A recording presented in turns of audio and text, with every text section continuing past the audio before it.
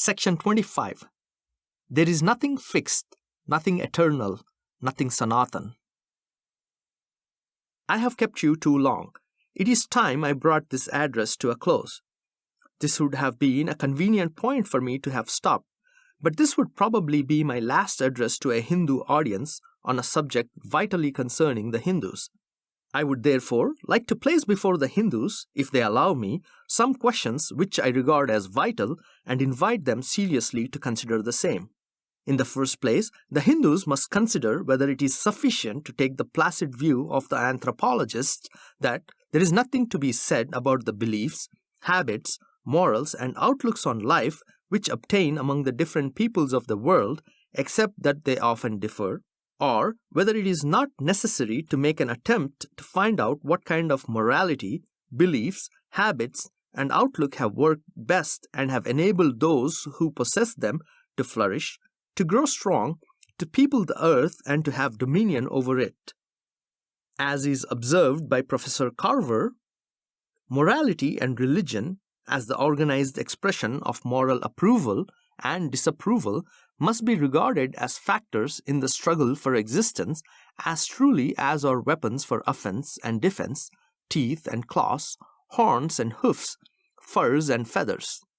The social group, community, tribe, or nation which develops an unworkable scheme of morality, or within which those social acts which weaken it and unfit it for survival habitually create the sentiment of approval, while those which would strengthen and enable it to be expanded habitually create the sentiment of disapproval, will eventually be eliminated. It is its habits of approval or disapproval, these are the results of religion and morality, that handicap it, as really as the possession of two wings on one side with none on the other will handicap the colony of flies. It would be as futile in the one case as in the other to argue that one system is just as good as another. Morality and religion, therefore, are not mere matters of likes and dislikes. You may dislike exceedingly a scheme of morality which, if universally practiced within a nation, would make that nation the strongest nation on the face of the earth. Yet, in spite of your dislike, such a nation will become strong. You may like exceedingly a scheme of morality and an ideal of justice which, if universally practiced within a nation, would make it unable to hold its own in the struggle with other nations. Yet, in spite of your admiration, this nation will eventually disappear. The Hindus must therefore examine their religion and their morality in terms of their survival value. Secondly, the Hindus must consider whether they should conserve the whole of their social heritage or select what is helpful and transmit to the future generations only that much and no more. Professor John Dewey, who was my teacher and to whom I owe so much, has said, "Every society gets encumbered with what is trivial, with dead wood from the past, and with what is positively perverse. As a society becomes more enlightened, it realizes that it is responsible not to conserve and transmit the whole of its existing achievements, but only such as make for a better future society." Even Burke, in spite of the vehemence with which he opposed the principle of change embodied in the French Revolution, was compelled to admit that a state without the means of some change is without the means of its conservation. Without such means, it might even risk the loss of that part of the Constitution which it wished the most religiously to preserve. What Burke said of a state applies equally to a society. Thirdly, the Hindus must consider whether they must not cease to worship the past as supplying their ideals.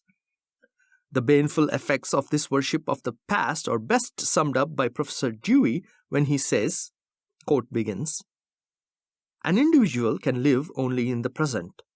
The present is not just something which comes after the past, much less something produced by it. It is what life is in leaving the past behind it. The study of past products will not help us to understand the present. A knowledge of the past and its heritage is of great significance when it enters into the present, but not otherwise. and the mistake of making the records and remains of the past the main material of education is that it tends to make the past a rival of the present and the present a more or less futile imitation of the past. Quote ends. The principle, which makes little of the present act of living and growing, naturally looks upon the present as empty and upon the future as remote. Such a principle is inimical to progress and is a hindrance to a strong and a steady current of life. Fourthly, the Hindus must consider whether the time has not come for them to recognize that there is nothing fixed, nothing eternal, nothing sanatan, that everything is changing, that change is the law of life for individuals as well as for society. In a changing society, there must be a constant revolution of old values, and the Hindus must realize that if there must be standards to measure the acts of men, there must also be a readiness to revise those standards.